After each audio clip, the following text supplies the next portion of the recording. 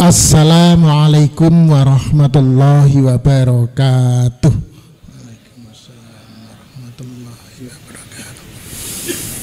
Alhamdulillah alladzi bi ni'amihi tatimmus sholihat wa bihi na'malus sholihatil ma'murat wa nantahi al manhiyatil munkarat. Asyhadu an la ilaha illallah syahadatan tunjina min adabin alim wa asyhadu anna muhammadar rasulullah rahmatan lil alamin. Allahumma nusalli wa nusallim ala habibina wa rasulina Muhammadin sallallahu alaihi wasallam wa ala alihi wa sahbi ajmain, amma ba'd. Bapak dan Ibu yang dirahmati Allah Subhanahu wa ta'ala, sehat bapak-bapak, ibu-ibu, panas ibu-ibu, insya Allah sehat. Alhamdulillah, kita memuji bersyukur kepada Allah pada pagi hari ini. Saya diperkenankan oleh Allah Subhanahu wa ta'ala bertemu saudara-saudara di Jombang yang sangat saya rindukan. Saya masuk Jombang itu mendampingi MGS belum kelahirannya dan sering kemudian ke Jombang, maka ini seperti berkunjung bertemu dengan keluarga. Karena bertemu keluarga maka tidak bisa cepat ibu-ibu, lama. Nanti selesai ceramahnya kalau matahari sudah masuk sini. Sebelum masuk sini belum berakhir ya Bu ya. Alhamdulillah. Semoga salawat dan salam kita sampaikan pada Rasulullah Muhammad sallallahu alaihi wasallam. Yang kita bicarakan pagi ini adalah satu tema yang diinginkan oleh seluruh umat manusia. Apalagi kita sebagai muslim harus mencapainya. Apa itu? Yaitu al-falah. Al-falah diartikan kesuksesan atau kegemilangan. Hidup yang sukses, hidup yang gemilang, itu adalah al-falah.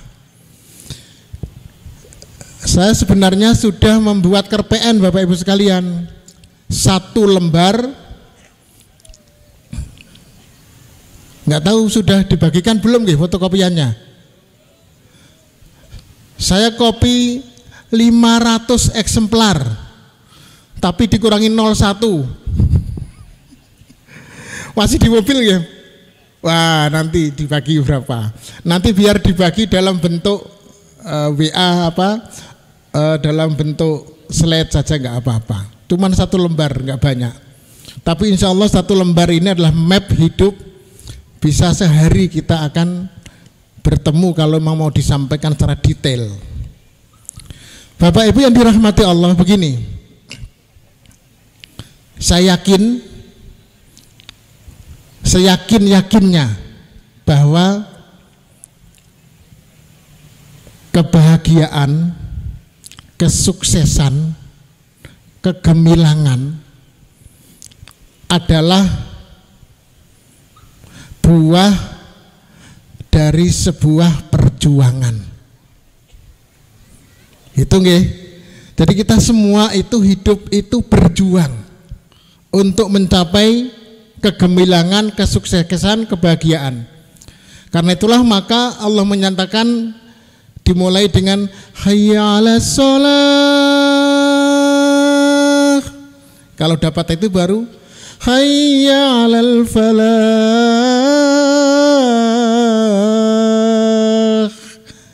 Menuju kepada kegemilangan, menuju pada kesuksesan.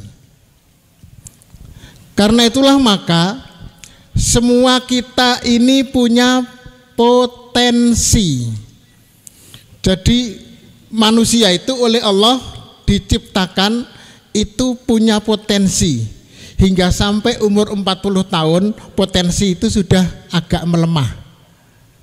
Jadi yang umurnya sudah 40 tahun potensinya itu ya sudah segitu itu.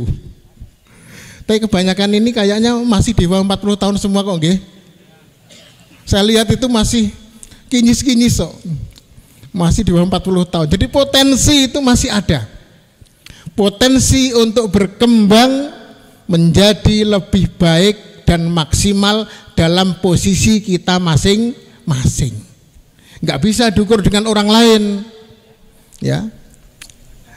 Mohon maaf karena memang tadi gelundung 1 nolnya jadi tinggal 50. Saya tahu kalau yang datang 3.000 saya kopikan 3.000 ini. Berapa Bu ini? 45.000 malah, Masya Allah, luar biasa. Jadi potensi ini yang harus kita kembangkan. Makanya kita akan mulai mengenal diri kita dulu Bapak sekalian. Kata pepatah mengatakan man arofa nafsahu arofa robbahu wa man arofa robbahu yajid sa'adatan fid dunya wal akhirah. Barang siapa yang dia tahu mengenal dirinya, maka dia akan mengenal Tuhannya. Dan barang siapa yang mengenal Tuhannya, dia akan mendapatkan kebahagiaan, kesuksesan dunia dan akhirat. Karena itu kita mulai dari mengenal diri kita dulu.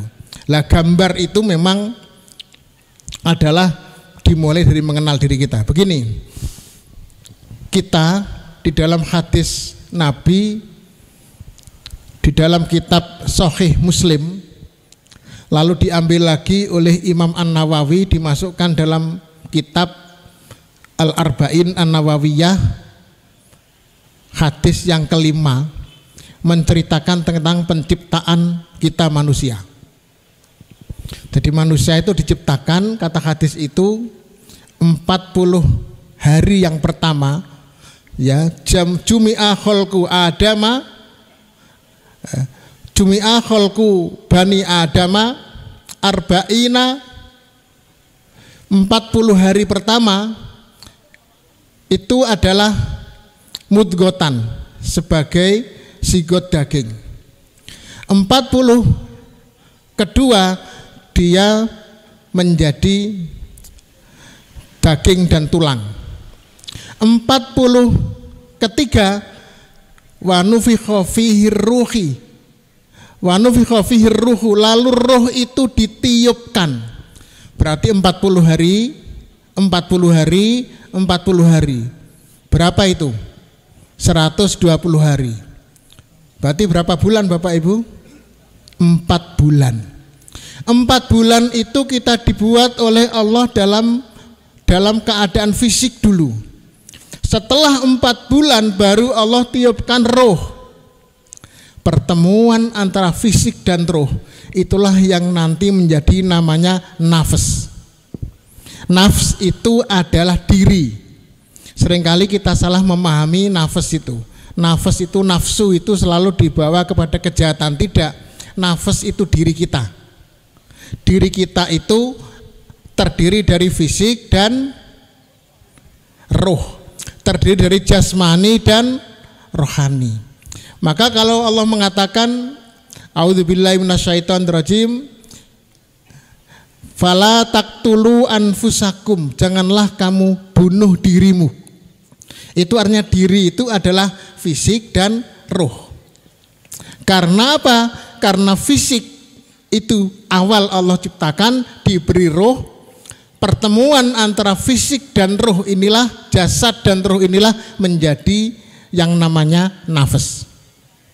Ku anfusakum wa ahlikum naro, jagalah dirimu. Maksudnya dirimu itu jaga fisikmu dan jaga rohmu. Karena itu maka fisik itu harus kita jaga. Sehat itu harus dijaga. Makanya Nabi mengatakan khomsan qabla khomsin. Salah satunya adalah sihataka qabla marodika. Sehatmu sebelum sakit. Jadi harus dijaga sehat. Maka kita harus terus menjaga kesehatan kita, minta Allah agar sehat, harus sehat. Tapi meskipun kita akan mengalami sakit. Pak, kenapa ya kok masih ada yang sakit? Wong kita minta sehat terus. Lah kalau tidak ada yang sakit, rumah sakit nanti itu yang menghuni siapa? Bayangkan kalau Bapak Ibu minta sehat dan Allah mengabulkan 100%. Saya yakin tidak lama PKU atau rumah sakit akan tutup. Kalau rumah sakit tutup, yang terjadi adalah fakultas kedokteran juga tutup. Fakultas jurusan farmasi juga tutup. Keperawatan juga tutup. Pabrik pembuat obat juga tutup. Bahkan gendong, jamu gendong ya, tukang pijit dan lain-lain, terapi-terapi juga tutup. Orang sehat semua kok. Karena itu kita disuruh menjaga sehat. Ketika diberi Allah bersyukur, ketika sakit bersabar. Karena semua ada manfaatnya. Kalau sehat kita aktivitas dengan baik untuk mencapai falah. Tetapi kalau sakit kita bersabar, ada kebaikan karena memberikan rezeki kepada para dokter dan perawat. Lah rezekinya dokter perawat kemana nanti? Kalau nggak ada yang sakit. Karena itu orang Islam semuanya indah. Kita jaga yang namanya fisik. Bagaimana jaga fisik itu ada 3, Pak. 1, makan minum yang cukup. Ya, makan minum cukup bergizi. Allah menyuruh kita makan. Wakulu wasrobu. Tapi jangan tusrifu, jangan berlebih-lebihan. Jadi kalau pagi gini cukup 1 gelas kopi saja. Nanti siang nggak usah tambah lagi, dan nanti kebanyakan. Saya juga tadi sudah segelas kopi. Ini kopi nopo-nopo nih Bu? Oh teh, kalau teh kopi masih boleh. Jangan berlebih-lebihan. Makanya dulu Bupati Bantul mengatakan, katanya warga saya ini tidak ada yang mati karena kelaparan. Ternyata yang banyak mati itu karena kemelekaran. Kemelekaran itu yang makannya tidak terkontrol. Jadi perlu sehat kita. Caranya agar diri kita, fisik kita terjaga, makan dan minum dengan baik. Konsumsi harus diatur. Yang kedua, dibolehkan kita agar fisik itu butuh yang namanya menikah. Menikah itu kebutuhan dan Allah menyuruh menikah. Bahkan mengatakan faman rogiba an sunnati falaisa minni. Yang tidak mau menikah bukan golonganku. Mana? Ada enggak gadis-gadis dan jejaka yang belum menikah di sini? Ada. Segera dinikahkan. Itu adalah tanggung jawab ketua PDM. Dicarikan sesama pengajian ini, masa nggak bisa dipertemukan? Yang duda dengan janda, ada nggak yang duda Pak? Jangan-jangan duda semua. Banyak dudanya, jangan-jangan ini. Segera yang janda-janda itu diayomi, ya, disantuni, ya. Saya menawarkan yang duda loh Pak. Yang belum duda ya bersabar dulu. Karena itulah maka perintah Allah untuk fisik itu 1 butuh makan dan minum, yang kedua butuh pernikahan. Di situ ada kebahagiaan lalu punya anak. Yang ketiga adalah kita disuruh untuk mencari harta. Mencari harta itu perintah Allah. Bahkan di dalam maqasid syariah kita ini Bapak Ibu sekalian, selain menjaga jiwa, menjaga akal Islam itu, menjaga keturunan, menjaga agama, juga menjaga harta. Jadi harta itu perintah Allah karena fasilitas hidup kita butuh harta. Orang Islam semua itu butuh harta. Dilarang untuk hidup malas. Makanya subuh sudah mandi, sebelum subuh sudah mandi, sholat minimal 3 rakaat, kemudian sholat subuh langsung bergerak untuk mencari anugerah Allah, harta. Dibiasakan Bapak Ibu mandi sebelum subuh. Kalau bisa ya jam 2, kalau nggak bisa jam 3. Kalau setengah sepertiga jam itu ya sekitar jam 2 sampai jam 4. Itu sepertiga terakhir. Mandi dengan seluruh rambutnya. Dimandiin semua biar sehat. Meskipun malamnya nggak ngapa-ngapain tetap mandi seluruh tubuh. Segar dan itu memang awet muda. Lihat saya, kalau saya berapa umurnya kira-kira Pak? 14 toh. Itu penghinaan kalau itu. Saya itu umurnya 35 kelihatannya. Aslinya itu 53 Pak. Kelihatan 35 toh? Iya toh. Belum lah kerok, ini 16 baru kerok. Karena itu maka Allah menyuruh kita untuk mencari harta. Yang punya potensi dapat harta banyak, kalau dia malas dosa itu. Karena sekolah ini, masjid ini, kita umat Islam butuh yang namanya duit. Tapi ingat, duit yang kita cari itu ada caranya, baik mencarinya maupun cara membelanjakannya. Untuk fisik inilah Allah memberikan syariat yang disebut 1 puasa, 2 zakat. Ya, puasa dan zakat. Puasa itu untuk mengatur diri kita agar makan yang benar, agar berpasangan cinta yang benar. Makanya puasa itu kan melarang latihan, melarang tidak makan, tidak minum, dan tidak hubungan suami istri. Karena tujuannya fisik kita itu memang dijaga, boleh makan minum, boleh berpasangan, tapi ingat itu ada aturannya. Dan Allah mendidik kita lewat puasa itu. Lalu harta kita dididik lewat yang namanya zakat. Hati-hati Bapak Ibu yang punya harta banyak, itu ada harta milik orang-orang yang tidak punya untuk fisabilillah seperti ini. Harta yang milik Bapak Ibu yang tidak dizakati hanyalah 1, rumah yang ditempati. 2, duit yang digunakan. 3, kendaraan motor mobil yang dipakai. Itu enggak ada zakatnya sudah.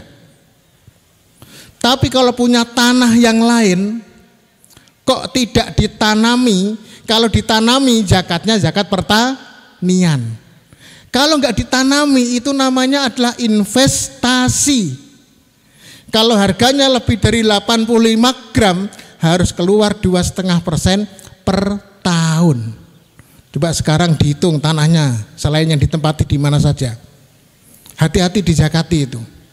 Kata Allah, alladzi walladzina yaknizuna dzahaba wal fiddata, orang-orang yang menimbun emas dan perak, investasi, punya uang di bank deposito lebih dari 85 juta, wala yunfikuna fi sabilillah, dan tidak menginfakkan di jalan Allah, fabasyirhum bi'adzabin alim, berikan dia kabar gembira dengan azab yang pedih. Al yauma yuhma ala junubum wa duhuruhum, pada hari itu akan disetrika punggung dan dadanya. Allah mengatakan, ya, inilah hadama kanastum li anfusikum, inilah yang kamu dulu timbun-timbun tidak dikeluarkan. Karena itu saya menyuarakan atas nama lembaga lazismu dimanapun itu, dimasukkan atau lazis atau manapun, daripada ditinggal nanti juga hanya untuk rebutan warisan, minimal dizakati. Itu investasi, ya, akhirat. Bapak Ibu punya tanah lain tuh selain yang ditempati. Nah, kalau punya rumah kos-kosan, zakatnya nanti rumah kos-kosan ada zakatnya. Kapan-kapan dihitungkan. Ya. Jadi harta benda. Saya nggak nakut-nakuti loh ya. Tapi kalau mau disetrika ya nggak apa-apa. Silahkan saja. Harta kita harus membawa kita ke surga. Pasangan hidup kita, istri, suami, anak-anak kita harus kita investasikan ke surga. Makan dan minum kita harus juga membawa kita ke surga. Jadi dunia ini adalah jembatan untuk menuju surga. Ini yang pertama, fisik harus dilindungi dengan 3, apa? Makan dan minum, punya suami, istri dan anak, lalu harta benda. Lah untuk melindungi ini memang ada 4 hal. Diatur Pak Ibu. 1, pola makan. 2, pola istirahat. Yang terbaik tidur itu jam 10 malam sudah tidur. Jangan begadang, jangan begadang. Daripada begadang nggak ada gunanya. Begadang jangan begadang. Ya lagunya. Begadang tidak ada gunanya. Itulah ya. Jam 10 tidur, maka akan bekerjalah yang ada di dalam diri kita ini untuk membersihkan makanan-makanan. Jam 1 selesai, jam 2 kita bangun. Tidur itu malam cukup 5 jam. 10, 11, 12, 1, 2. Sudah cukup. Nanti ditambah kailulah, kata Imam Al-Ghazali di dalam kitab Bidayatul Hidayah. Beliau menyatakan bahwa 5 jam di malam hari dan 1 jam di siang hari sebelum duhur atau setelah duhur itu nilainya seperti 8 jam. Sudah cukup untuk kita sehat. Nah di pola sehat itu adalah 1 pola makan, 2 pola istirahat. Yang ketiga yang kita bahas agak serius ini sudah jam 7. Itu adalah pola pikir. Sehat itu juga ternyata yang paling berpengaruh itu pola pikir. Apa yang kita pikirkan itu berpengaruh kepada kesehatan kita. Nanti kita bahas pola makan, pola tidur, istirahat, pola pikir. Yang terakhir 4 paling penting itu ora kakean pola. Ya, hidup itu macam-macam ya, orang kain pola, wis duwe bojo ya wis disyukuri, ora usah belak-belok. Setelah kerja langsung pulang, kalau belok ya ke masjid paling. Ya. Jangan sering izin lembur. Ya. Misalnya itu ya, kalau jamaah sini kan sudah tidak wong, sudah 70 tahun ke atas kok. Enggak, ini masih muda-muda semua. Jadi sekalian fisik, sekarang roh. Roh juga dijaga. Tadi kan menjaga fisik agar sehat. Dengan sehat itu roh akan bahagia. Roh itu butuh ketentraman, butuh kenyamanan, butuh kebahagiaan. Orang yang makan minumnya cukup, yang punya istri, punya suami dan anak-anaknya soleh dan solihah, harta bendanya mencukupi untuk hidup dengan layak dan nyaman, maka itu variabel pertama untuk menjadi hidup itu tentram, nyaman, dan bahagia. Ibu-ibu, Bu, oh masih hidup berarti. Saya beri rahasia bagaimana bisa tidur nyenyak, Bu. Caranya gimana? Caranya ibu tidur, di kepalanya ada bantal. Lah di bawah bantal itu ada merah-merah sekian kepok. Sek enggak, Bu? Wah, langsung mantep itu tidurnya. Ternyata harta, suami yang nyaman, istri yang solihah, anak-anak yang baik, makan minum cukup, itu membuat hidup itu bahagia. Fisik yang baik, yang terpenuhi semua kebutuhannya, membuat roh itu bahagia, nyaman, sentosa, tentram. Ya, iya enggak? Iya. Lihat mobil-mobilnya ini, ya, sudah tentram seharusnya. Mobilnya bagus-bagus itu, orang-orang ngelek belas, ya. Mobilnya bagus-bagus. Jangan lupa Pak PDM dikasih edaran zakat infaknya itu. Masa mobil harus dizakati, diinfaki biar jalan itu selamat, nggak ngores. Caranya apa? Infaknya diperbanyak. Infaknya kalau mau yang terkecil berapa? 2,5%. Ingin naik, ambillah pertanian 5%. Ingin naik lagi, pertanian 10%. Ingin naik lagi untuk amil 12,5%. Ingin naik lagi, infak itu adalah sahabat datang kepada Rasulullah. Ya Rasulullah, saya mau menginfakkan semua harta saya. Kata Nabi, kamu punya istri, punya anak? Punya, nggak boleh. Karena kamu punya istri, punya anak, istri anak itu butuh harta. Jangan kamu infakkan semua hartamu. Ya sudah ya Rasul, separuhnya saya infakkan. Kata Nabi, jangan. Ya sudah, sepertiga ya Rasul. Ya sudah, sepertiga itu sudah paling banyak. Jadi kalau mau paling banyak itu 33% dari harta kita silahkan. Paling sedikit 2,5%. Kalau 2,5% saja tidak mau, artinya bakhil dan medit campur orep. Nah, wes. Ada seorang santri sudah punya istri, dia nyantri kepada Pak Kiai. Pak Kiai menjelaskan waktu itu tentang godaan iblis, setan bagi orang yang berinfak itu Pak. 40 iblis itu mendekati agar enggak jadi. Enggak usah, harta itu kamu cari sendiri dan carinya juga sulit. Kan harta-hartamu ngapain berikan orang lain. Dia mengatakan, wahai Pak Kiai, Ustadz, saya hari ini mau berinfak, saksikan. Apa yang mau diinfakkan? Entar saya tak pulang dulu. Lalu dia pulang Pak. Ini laki-laki suami, dia pulang ke rumah, dia mengambil makanan gandum itu, diangkat dari dalam. Mau bagaimana Mas itu gandumnya? Mau saya infakkan, kata suaminya. Istrinya, wong kita ini loh untuk makan besok nggak punya. Saya makan apa? Anakmu makan apa? Kok diinfakkan itu? Dia nggak jadi infak. Datanglah dia kepada Pak Kiai. Pak Ustadz, mohon maaf saya nggak bisa. Loh tadi kamu bilang katanya 40 setan sudah kamu kalahkan. Tapi masih ada satu induknya ini. Saya nggak bilang ibu-ibu induknya setan loh ya. Ini contoh maksud saya, ini cerita loh ya, cerita. Saya nggak buat, nggak ngarang saya ini. Ini pada waktu sahabat tabiin ada itu ya. Kalau ibu di sini kan insya Allah ya, PDM butuh untuk satu kelas. Ini mau dibangun lagi. Ini tanah 3 hektar mau dibebaskan lagi. Kata istrinya, minta berapa? Ambil, silakan. Betul itu bukan diululu tapi ya langsung diambil.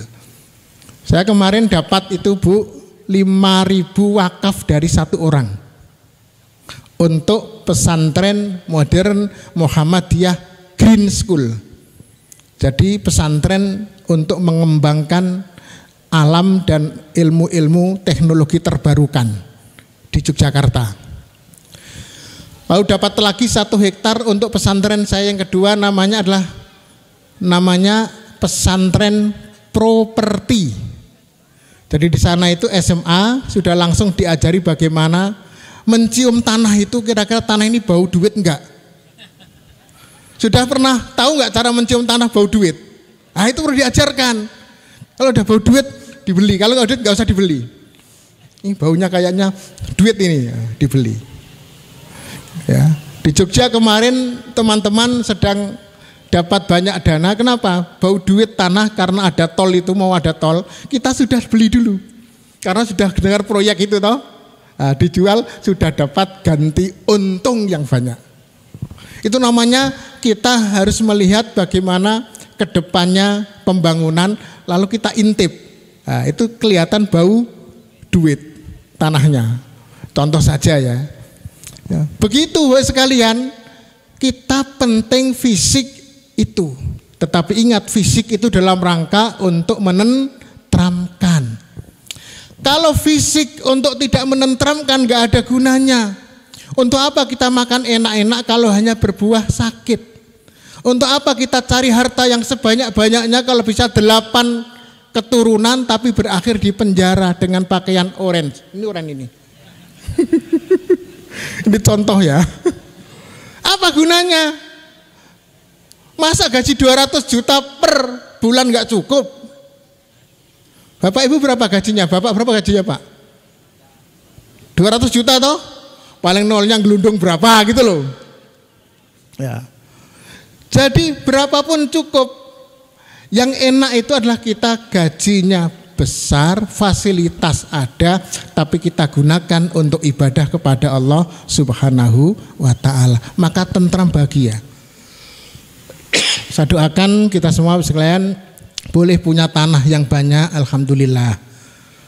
Boleh punya mobil yang bagus dan banyak, alhamdulillah. Boleh punya istri, jangan banyak-banyak. Ya, alhamdulillah. Ini mancing-mancing namanya ini. Tapi yang penting semuanya itu harus membawa kepada kebahagiaan. Kalau nggak ada mau itu nonsens. Lah, apa bahagia itu? Satu, hidup itu jangan menyesali apa yang sudah berlalu. Pertama menyesal, lalu menjadi kecewa, lalu menjadi khawatir, lalu takut, lalu sakit hati, lalu stres. Ya, ini urutan ini. Mulai dari pertama adalah menyesal. Apa yang sudah terjadi jangan disesali. Waduh, kok saya tiba yang saya terima kok lamarannya Mas Joko. Coba dulu itu Mas Adi itu kayaknya lebih enak, sekarang kaya raya dia. Oh sudah terjadi kok disesali. Ya, ya sudah. Ya, Mas Joko itu aja sudah. Ya, nanti kan akan juga Allah berikan yang terbaik. Menyesal itu adalah pintu masuk setan, apalagi seandainya kata Nabi, fala takullau. Karena kata seandainya, sekiranya itu akan membawa pintu setan. Di sini udah panas Pak, saya berarti belum selesai. Saya sini aja biar nggak panas-panas. Kalau situ cukup panas nanti ya. Jadi pertama tidak boleh banyak menyesal. Jangan banyak mikir. Pikiran kita itu jangan untuk mikir ke belakang untuk menyesali apa yang sudah terjadi. Kata patah mengatakan da'il madi lil madi, biarkan yang lalu itu berlalu. Bapak Ibu pernah nggak nonton film Kung Fu Panda? Pernah Kung Fu Panda? Ketika sedang terjadi pergulatan untuk memilih pendekar naga, pendekar apa? Ya pendekar naga toh? Ya pendekar, pokoknya pendekar lah. Itu si Panda kan mau lihat, tapi nggak bisa masuk. Akhirnya dia pakai mercon. Pakai mercon itu taruh di, mohon maaf ya, di bawah dia langsung meluncur ke atas. Boom, turun itu di tengah perhilatan. Orang kaget semua penonton itu, hebat sekali ini. Langsung si Master of Oogway itu datang, dia interesting, gitu ya. What? Wah, itu ya, interesting. Ini sangat menarik. Langsung dia yang diangkat menjadi pendekar. Semuanya kaget, termasuk Sifu gurunya kaget. Lah, setelah itu ternyata si Panda itu kan gemuk, nggak bisa apa-apa, cukup lama dia belajar nggak bisa, akhirnya proteslah Sifu kepada Oogway yang menjadi pemimpin pusat. Kenapa engkau pilih dia? Kita menghadapi musuh yang hebat. Apa kata dia? Ini yang saya ingat tiga kata ini yang penting. Ternyata saya teliti dia mengambil dari Islam. Apa dia bilang? Yesterday is a history. Tomorrow is a mystery. Now is present. Now is gift. Kemarin itu adalah sejarah, sudah nggak usah kita bicarakan. Intinya saat ini dia sudah jadi pendekar. Ya sudah. Besok itu masih misteri, nggak usah kita pikirkan terlalu jauh. Dan now, sekarang inilah gift. Sekarang inilah yang Allah berikan, yang kita nikmati. Maka ada orang itu yang ketakutan masa depan dan penyesalan masa lalu. Hidupnya tidak akan bahagia, selalu menyesali masa lalu dan ketakutan terhadap masa depan. Bagaimana Pak? Cina sudah datang ke sini. Dari dulu Cina juga ada di sini. Mau takut apa? Nanti negara kita akan hancur, dunia juga akan hancur. Kok jadi ribet dengan negara kita? Sederhana sekali berpikirnya. Meskipun kita berjuang ya, tapi berpikir harus sederhana. Allah yang punya, Allah yang memegang semuanya, Allah yang berkuasa. Kalau Allah sudah menghendaki apapun akan terjadi, tinggal kun fayakun. Wong kita itu hanya nitip sebentar saja. Bapak saya lihat ini kayaknya ya tidak akan lama-lama lagi kok ini. Ya. Jangan-jangan 20 tahun kita sudah nggak di sini. Kita bertemu di alam yang berbeda. Semoga saja begitu ya. Bagi yang sudah tua loh Pak. Yang ini muda-muda ini ya masih 50 tahun lagi kayaknya. Ya. Karena itu maka satu, jangan menyesal, jangan kecewa, jangan takut. Orang beriman itu la khaufun alaihim walahum yahzanun. Hidup itu berjalan. Pak saya itu nggak punya anak terus hidup saya itu nanti ikut siapa? Memang anak bisa memberi hidup. Kok jadi mumet karena anak? Yang hidup kita itu Allah, yang menjaga itu Allah. Anak pergi mau pergi silakan pergi, nggak apa-apa. Kalau dia mau dengan kita alhamdulillah masih kita bisa bersama. Kalau tidak, nggak usah kita khawatir. Allah Maha Kuasa. Allah yang berikan hidup kita kok. Jadi kita khawatir. Anak itu akan pergi dan datang sesuai dengan kehendak Allah Subhanahu wa taala. Ya, hidup harus tenang, tentram. Enggak perlu mikir-mikir. Jauhi satu berpikir yang aneh-aneh. Ya. Berpikir itu tawakal kepada Allah kita maksimalkan. Takut lalu khawatir, stres itu menjadi penyakit. Penyakit GERD. Penyakit di perut ini loh. Jadi orang yang hidupnya itu tenang, tidak pernah khawatir. Ibu-ibu kok suaminya semakin kaya, semakin ganteng terlihat, kadang ibu-ibu itu semakin khawatir. Suami saya digondol, gondol celeng ora ya, ono ya, khawatir. Ya. Ubur-ubur ikan lele.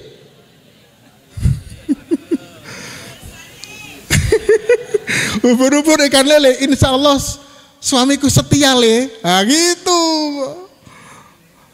Serahkan pada Allah, Allah akan memimpinnya. Gak usah bilang ya Allah kalau dia macam-macam tolong tutup saja, jangan. Ya. Gak usah doakan yang jelek. Ya. Ya Allah kalau dia mau tolong pertemukan dengan janda yang kaya raya, yang baru semalam langsung mati. Jadi hidup itu jangan kita dihinggapi perasaan pikiran-pikiran yang membelenggu yang tidak penting, membuat kita tidak tentram, tidak bahagia. Lah, apa yang bisa membuat seperti itu? Yang bisa membuat tidak bahagia itu hawa, bukan nafsu ya. Nafsu tadi bagus. Kita harus cari harta, kita harus makan minum, kita harus mencari istri, punya anak, kita harus tentram, kita harus bahagia, itu nafsul mutmainah. Nafsu itu baik. Tapi yang membuat kita terdorong tidak baik itu hawa. Dalam surat An-Nazi'at nanti dibuka. An-Nazi'at surat keberapa itu ya? Ke 80 atau 90 itu setelah sama ya amayata sa'alun lalu an-nazi'at ayat 40. A'udzu billahi minasy syaithanir rajim.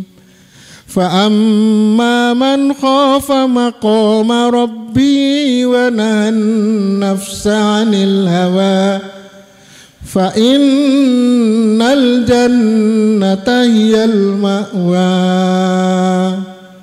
Maka adapun orang-orang yang dia takut hanya kepada Allah dan menahan dirinya dari hawa nafsu, dorongan-dorongan nafsu yang tidak benar, Apa kata Allah? Fa innal jannata hiyal ma'wa. Surga itu tempatnya. Jadi nafsu itu boleh, nafsu makan itu harus. Kalau nggak nafsu makan, nggak hidup kita. Nafsu beristri itu harus. Kalau nggak punya nafsu, repot. Oplek-oplek. Tahu oplek-oplek, Bu? Nafsu harta itu harus agar apa? Kita giat bekerja. Yang salah itu hawa nafsu, lalu dibelokkan kepada yang haram. Semua haknya tidak ditunaikan, itu namanya hawa nafsu. Lah hawa harus kita tahan. Kalau orang bisa menahan ini masuk bagian akhir. Kalau tadi semua adalah prajurit, sekarang kita akan bicara panglimanya. Siapa panglima? Panglimanya itu adalah fuad dan qalb, hati, akal pikiran itu ada dua. Allah sebut fuad dan qalb, itu akal pikiran. Karena hati itu yafqahun, yaqilun, yatafakkarun, yatadzakkarun. Hati Allah sebutkan itu 105 kali dalam Al-Quran. Fuad 115 kali, fuad 15 kali. Ya. Karena itu maka fuad dan hati itu bertemu dalam akal. Disebut dengan kalau fuad itu adalah akal kiri untuk berpikir eksak, hati itu ada akal kanan untuk berpikir perasaan, ya, kreativitas, inovasi itu hati. Maka hati itu sebenarnya dalam fungsi akal bukan di sini.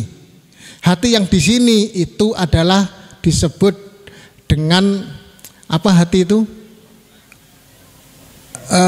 Bukan qalb. Dalam yang sakit, kalau sakit ada jantung, ada paru-paru, satunya liver, ya liver, betul. Liver itu hati bersama dengan jantung dan paru-paru itu berfungsi fisik. Dia yang mengatur semua makanan kita diarahkan kemana, menjadi darah putih, darah merah, lalu kita sehat. Itu adalah hati liver. Tapi hati untuk berpikir itu ada di sini, namanya adalah akal. Maka ada otak kiri, ada otak kanan. Maka kematian itu, yang pertama itu adalah kematian itu tidak berfungsinya jantung, iya. Tapi kalau jantung gak berfungsi, kok otaknya masih berfungsi, maka itu bisa di apa namanya Pak? Ya dipompa, dia akan tetap hidup. Tapi kalau batang otaknya itu sudah mati, selesai. Yang terakhir itu saya membaca jurnal itu ternyata kematian yang terakhir itu di batang otak, paling sini ini, bukan di jantung. Karena itulah maka prosesor kita itu di kepala sini. Ini menjadi panglima. Otak kita ini kiri dan kanan inilah yang membuat kita bisa berpikir positif atau negatif. Ada potensi semua. Kalau saya mengambil misalnya teori Stephen. Stephen itu Pak, S itu sensing, itu otak kiri bawah. Yang atas, kiri atas itu namanya adalah thinking. Sensing, thinking. Otak kanan atas namanya adalah seti, intuiting. Otak kiri, otak kanan bawah namanya feeling. Otak tengah namanya insting. Jadi ini yang bawah ini namanya adalah sensing untuk menghafal, menyimpan data, lalu thinking diajak berpikir, lalu intuiting untuk berproses menjadi kreatif dan inovatif, lalu feeling untuk merasakan, lalu insting untuk bergerak dengan cepat tanpa berpikir panjang.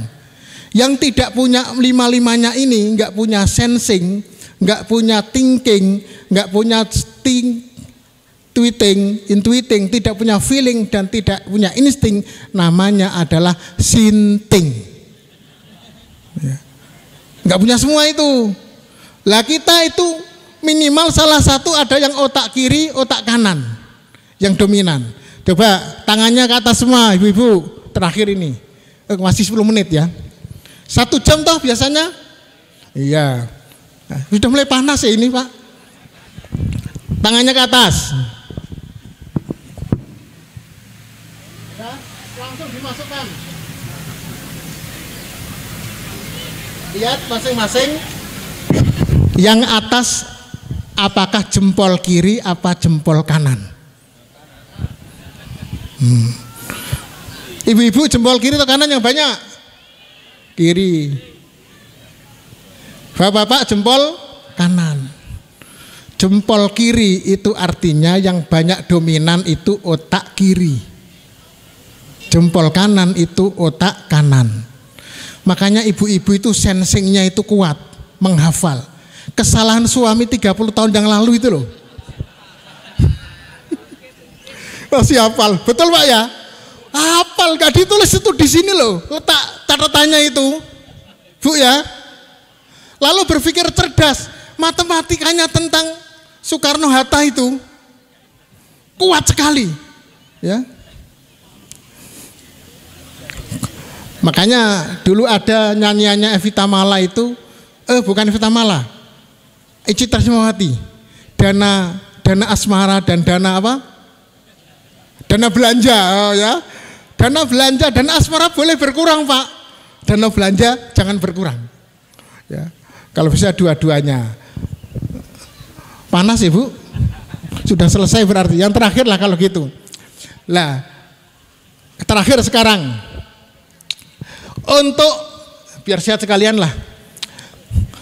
Yang terakhir adalah kalau kita bisa menggunakan otak dengan benar, maka kita akan berpotensi memilih jalan yang benar. Jalan yang benar itu dijelaskan dalam surat An-Nahl ayat 97.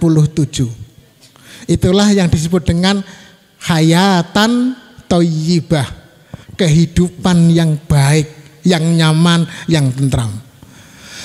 Man amila shalihan min dzakarin aw untha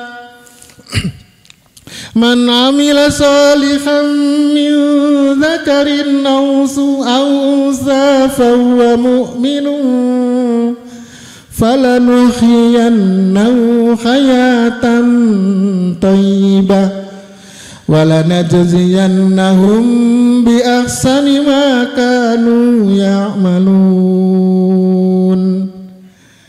Orang yang beramal soleh, mau laki mau perempuan, kok dia itu beriman, falanuhyiyannahu, maka sungguh pasti akan aku berikan dia kehidupan hayatan thayyibah, kehidupan yang menenteramkan. Laki perempuan sama. Jadi bapak-bapak terhadap istri nggak usah mikir terlalu dalam-dalam. Istri itu insya Allah aman, tinggalkan di rumah, kasih duit yang banyak, aman. Insya Allah tiap hari itu akan ada datang paketan-paketan. Dan senangnya kan begitu. Terang istri saya itu saya biarkan begitu. Memang daripada macam-macam mendingan inilah, itu kan kesenangannya begitu. Mau lemari ditumpuk berapa sekarep-karepe, kurang belikan lemari lagi. Pokoknya begitu senangnya ya. Biarkan saja. Nanti yang kurang-kurang diberikan orang, kan gitu. Ibu juga sama dengan suami, bebaskan, gak usah ditanya-tanya kerja, biarkan dia bekerja dengan nyaman. Pak pulang jam berapa, kok jam sekian belum pulang, jangan ditanya, biarkan saja. Gak pulang juga biarkan. Kata Elvi Sukaisi, mana mungkin suamiku ya, betul ya. Nah, ibu nyanyian gitu aja insya Allah, mana mungkin, pokoknya setia insya Allah ya. Jadi mikirnya itu nggak usah repot-repot mengotori hati, membuat hati sumpek, serahkan pada Allah. Ini otak itu harus mikir begitu loh. Yang penting perbaiki diri, amal soleh, mukmin, Allah jamin kehidupannya hidup yang bahagia. Dan ditambah wala najziyannahum bi ahsani ma kanu ya'malun. Nanti akan kami balas dia di akhirat dengan yang lebih baik. Masya Allah. Semoga kita bertemu di surga Bapak Ibu ya. Nanti kita akan ceramah lagi di sana. Sudah nggak ada ceramah di sana, paling berkelakar. Ya Allah, saya minta jambu, mak pentiung, datang jambu. aduh kok agak panas ya Allah, mbok diberikan kelapa muda, es kelapa muda, mak pentiung sak klopone. Masya Allah. Yang terakhir, kalau orang tidak benar dia akan mendapatkan ma'isyatan dongka. Surat Toha ayat 24 sampai 26. Ya. Faman a'rada an dzikri fa inna lahu ma'isyatan dongka. Orang-orang yang a'rada itu berpaling mengingatku. Hidup itu enggak ingat pada Allah, ingat cuma duit. Ingat pada Allah, duit akan datang insya Allah. Barang siapa berpaling dari mengingatku, dia akan mendapatkan kehidupan yang sengsara, dongka, sengsara. Ya. Karena itu maka apa sengsara itu? Kita akan di akhirat akan buta. Lalu kita bertanya, qala falima hasyartani a'ma wa qad kuntu basira. Ya Allah, kenapa engkau buat aku sekarang buta? Dulu saya ini adalah melihat. Maka telah kadzalika. Demikian itulah kata Allah, karena kamu buta terhadap ayat-ayatku, maka hari ini engkau dilupakan, tunsa. Karena itu ingat kepada Allah, zikir kepada Allah, eling, itu penting sekalian. Kalau kita bisa melaksanakan ini, kesimpulannya kita akan mendapatkan namanya falah. Oh tadi lupa saya, yang masuk yang atas itu untuk bisa tentram selain harta benda, sholat menentramkan, lalu haji itu menentramkan. Maka perbanyak sholat. Kalau bisa sholat sehari 40 rakaat. Satu wajib 17 rakaat ditambah dengan rawatib 12 rakaat, berapa itu? Ditambah dengan lail 11 rakaat 40 rakaat. Tapi kalau 10 ditambah dengan duha 2 rakaat. Insya Allah ini. Kalau ingin hidup itu lantabur, mendapatkan keberuntungan yang tidak akan pernah rugi, baca surat Fatir ayat 35. Baca Al-Quran paling tidak sehari 1 juz. Lalu sholatnya tadi, lalu berinfak, minimal Jumat pagi infak. Kalau bisa tiap hari subuh infak meskipun hanya 2.000, maka hidup akan dipenuhi dengan keberkahan al-falah, sehingga kita ingat Allah terus. Begitulah sekalian, okay? Semoga bermanfaat. Waktunya sudah habis, sudah setengah 12 ini. Sudah terasa panas sih ternyata ya. Cukuplah. Semoga bermanfaat. Kita semua menjadi pribadi yang lebih baik, kuat secara fisik, tentram bahagia secara roh. Yo, semuanya tangannya di sini. Satu aja dulu, satu. Saya bilang gini, kalau fisik ya, mulai dari sehat, bahagia. Sehat itu adalah fisik, roh itu bahagia. Jadi sehat ini, sehat, bahagia. Integritas apa ya? Lupa saya, sudah sehat bahagia lah. Ya. Selak panas. Hidup adalah 1, sehat. 2, demikian kita akhiri dengan berdoa. A'udzubillahi minasyaitonirrajim. Bismillahirrahmanirrahim. Alhamdulillahirabbil alamin arrahmanirrahim maliki yaumiddin iyyaka na'budu wa iyyaka nasta'in ihdinas siratal mustaqim siratal ladzina an'amta 'alaihim ghairil maghdubi 'alaihim waladdallin.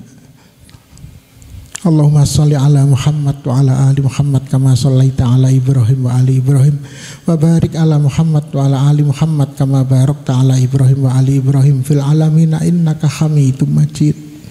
Allahumma ighfir lana dzunubana wa kaffir anna sayyi'atina wa tawaffana ma'al abrar. Allahumma ighfir lana dzunubana wa liwalidayna warhamhuma kama rabbayana shighara. Ya Allah, ya Tuhan kami, ampunilah kami, tataplah kami ya Allah di sebuah tempat yang sangat indah ini.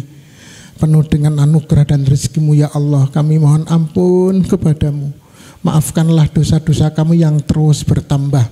Ampunilah seluruh kesalahan-kesalahan kami yang kadang tidak pernah kami bisa kontrol, kami kendalikan ya Allah.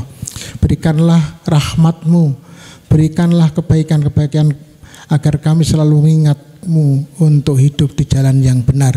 Ya Allah, ampunilah kedua orang tua kami. Apabila orang tua kami sudah mendahului kami ya Allah, berikanlah mereka tempat yang terbaik di sisi-Mu ya Allah. Jadikanlah amal perbuatan kami untuk penambah kebaikan-kebaikan sekaligus pengurang dosa-dosa mereka. Tempatkan mereka di alam kubur yang luas, yang ditunggui oleh orang-orang terdekatnya yang terbaik ya Allah. Janganlah Engkau jadikan orang tua kami orang yang mendapatkan azab kubur, dan kumpulkan kami bersamanya di akhirat kelak di surga-Mu ya Allah. Ya Allah, sekiranya orang tua kami adalah masih bersama kami, berikanlah mereka kesabaran karena bersama dengan kami. Kadang kami tidak bisa menahan lisan kami, tindakan kami. Berikan mereka kebaikan dan kesabaran. Berikan juga kami kesabaran untuk merawat orang tua kami ya Allah. Berikanlah setiap tetes kebaikan, kesabaran kami menjadi kebaikan juga untuk orang tua kami. Allahumma arinal haqqa haqqa warzuqna tiba'ah wa arinal batila batila warzuqna istinabah. Rabbana hab lana min azwajina wa dzurriyyatina qurrata a'yun waj'alna lil muttaqina imama. Rabbana atina fid dunya hasanah wa fil akhirati hasanah wa qina adzabannar. Subhana rabbika rabbil izzati amma yasifun wa salamun alal mursalin walhamdulillahi rabbil alamin. Pantun kula serimbun-rimbunnya hutan Jambi, masih rimbun hutan Kalimantan. Dulu sebelum jadi EKN.